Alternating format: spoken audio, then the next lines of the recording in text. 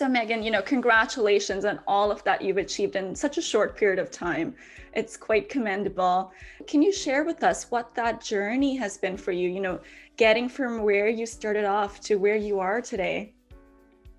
Yeah, honestly, when I think about it, I kind of am like, oh, where do I start? Because despite growing the company to what it is in 4 years, when I think back to the first days, I think, oh my gosh, that feels like forever ago, but it also feels like yesterday. And so I started out, I actually, early on, I wanted to be a psychologist in my university days. However, I soon realized that social work was probably the path for me.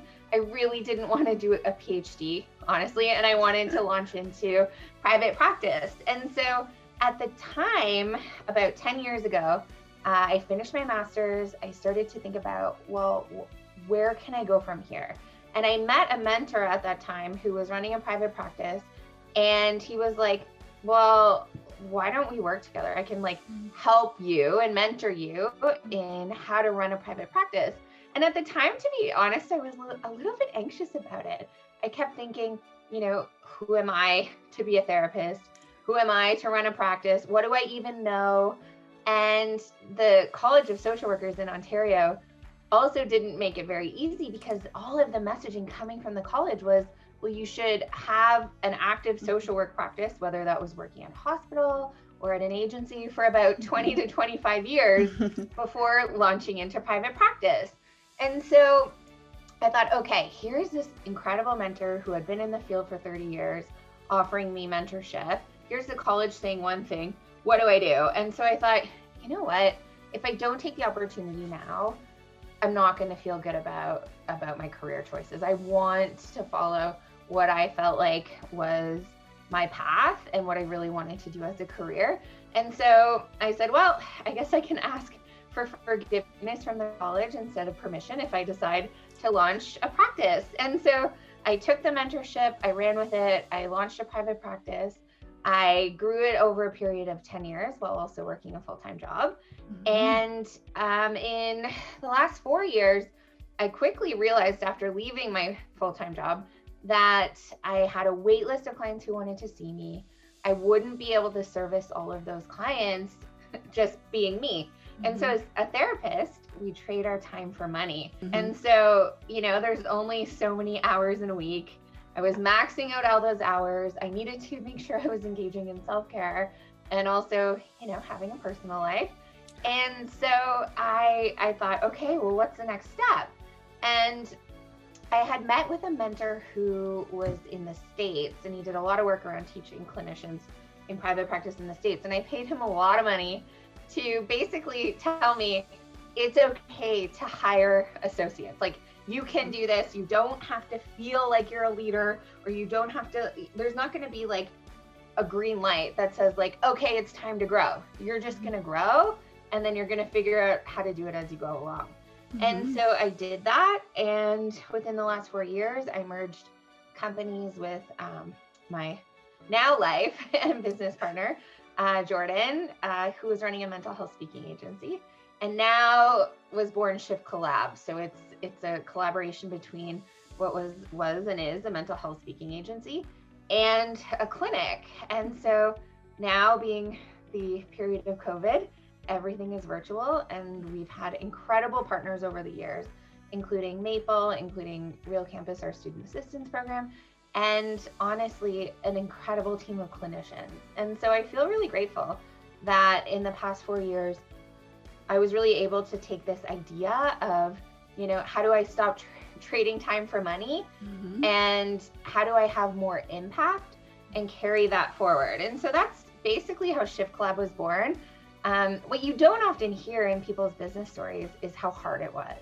And so it wasn't just 4 years of, working a few hours a day or trying things and everything worked.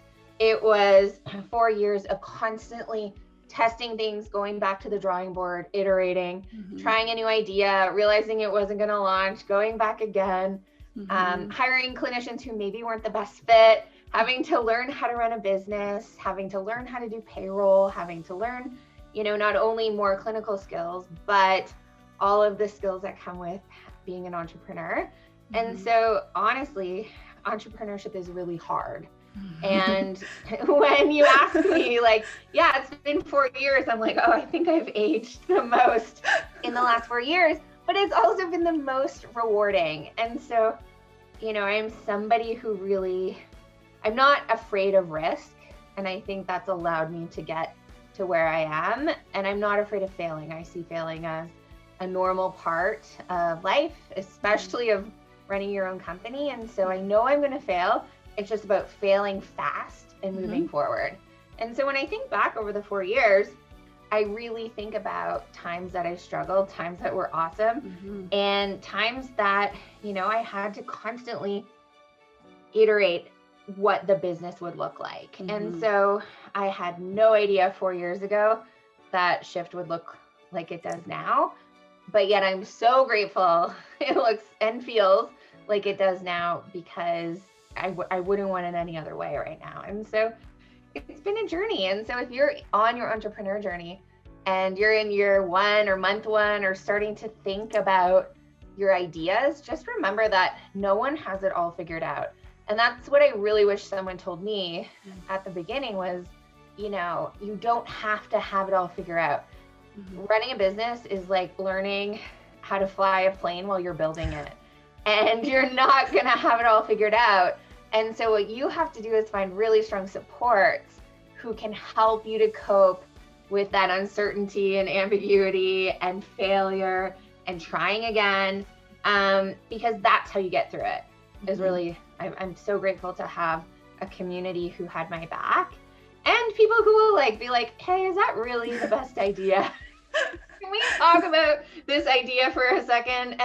And someone always used to say to me, like, ideas are cheap, because unless you act on it and build it, it's just an idea. And so really what you want to do is make sure that you're choosing the right things to build and grow, but you really don't know that until you try it. And so there's no right way. There's no manual. No one has it figured out.